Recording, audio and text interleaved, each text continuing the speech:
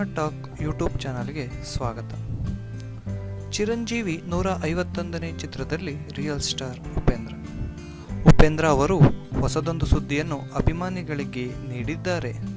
ಈ ವರ್ಷ ತಮ್ಮ 50ನೇ ಸಿನಿಮಾ ಕೂಡ ಬರಬಹುದು ಎನ್ನುವ ನಿರೀಕ್ಷೆ ಅಭಿಮಾನಿಗಳದ್ದಾಗಿತ್ತು. 2016ರಲ್ಲಿ ಉಪೇಂದ್ರ ನಟಿಸಿದ್ದ ಚಿತ್ರಗಳೆಂದರೆ ಒಂದು ಸುದೀಪ್ ಅವರೊಂದಿಗೆ ಮುಕುಂದ ಮುರಾರಿ ಹಾಗೂ ಕಲ್ಪನಾ 2 ಚಿತ್ರಗಳಲ್ಲಿ ಮಾತ್ರ ಕಾಣಿಸಿಕೊಂಡಿದ್ದಾರೆ.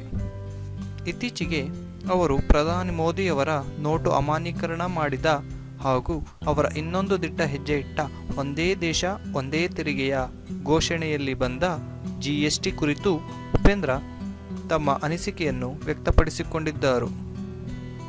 ಇದರ ಮಧ್ಯೆ ಅವರ ಹೊಸ ಚಿತ್ರ ಉಪೇಂದ್ರ ಮತ್ತೆ ಬಾ ಇತಿ ನಿನ್ನ ಪ್ರೇಮ ಚಿತ್ರದ ಚಿತ್ರೀಕರಣವು ಮುಗಿದಿದ್ದು ಲೋಕನಾಥ್ ಅವರು ನಿರ್ದೇಶಿಸಿದ್ದಾರೆ.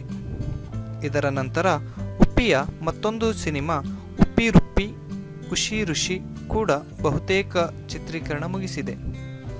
ಉಪ್ಪಿ ತಮ್ಮ 50ನೇ ಚಿತ್ರವನ್ನು ತಾವೇ ನಿರ್ದೇಶಿಸುವ ಇರಾದೆಯಲ್ಲಿಯೂ ಇದ್ದಾರೆ.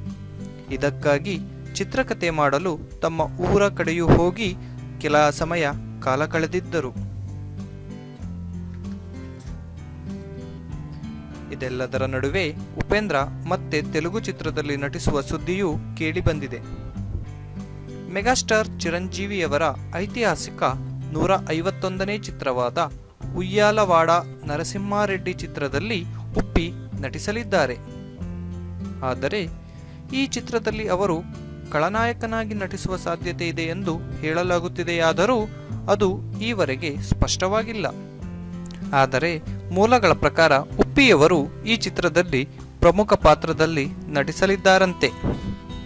ಉಪ್ಪಿ ಈ ಹಿಂದೆ ಅಲ್ಲು ಅರ್ಜುನ್ ನಟಿಸಿದ್ದ ಸನ್ ಆಫ್ ಸತ್ಯಮೂರ್ತಿ ಚಿತ್ರದಲ್ಲಿ ನಟಿಸಿದ್ದರು. ಉಪ್ಪಿಯವರ ಹಲವಾರು ಚಿತ್ರಗಳು ತೆಲುಗಿನಲ್ಲಿಯೂ ತೆರೆಕಂಡು ಜನಪ್ರಿಯತೆ ಗಳಿಸಿಕೊಂಡಿದ್ದವು.